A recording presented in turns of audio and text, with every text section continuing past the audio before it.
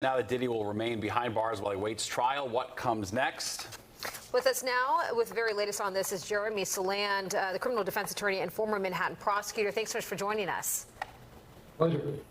Well, let's talk about this because police arrested Diddy last night. This is following this month-long investigation into him and his doings, opening up his home, everything that we could see publicly. Now, when the feds go after someone like this high profile, they don't want to get embarrassed. They want to get their guy. So how confident are you that the prosecution is going to win this and have a reasonable case?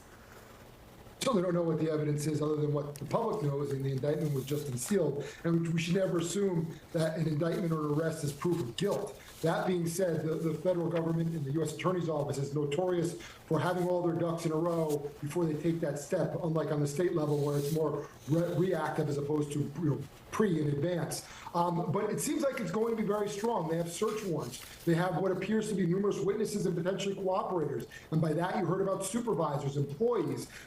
There's recordings that are going to be admitted into evidence. There's the drugs. So there's a lot of different things that don't bode well for P. Diddy, and certainly Sean Combs is facing significant life-altering, if not life forever, incarceration if convicted. It's interesting, too, as his attorney alluded to, the charges closely mirror the claims made by his ex, Cassie Ventura, in that lawsuit she filed last year. He settled a day later. Do you think we would be seeing these charges were it not for her lawsuit?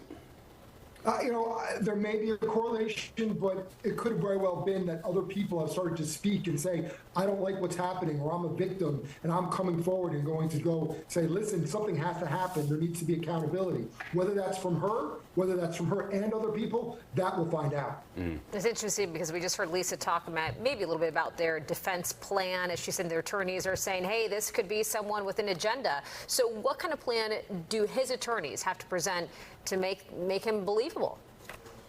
One thing they may consider doing is saying, let's get an expedited trial schedule, because it's not as if there's an offer coming that, Sean Combs is going to say, let me take that, if there's going to be a plea. I would expect there'll be a trial looking at what he's facing. So they may say, let's move this quickly to keep them on their toes. Number one. Number two, listen, these people want money. I have money. They have an agenda. They've sued me, or at least one person, and other people may have sued me.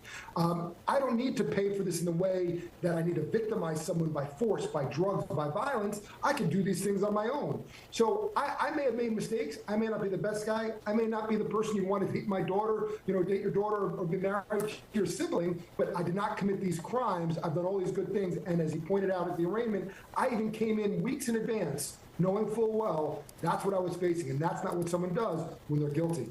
All right, Jeremy Saland, we do appreciate your perspective. As always, thanks so much for joining us.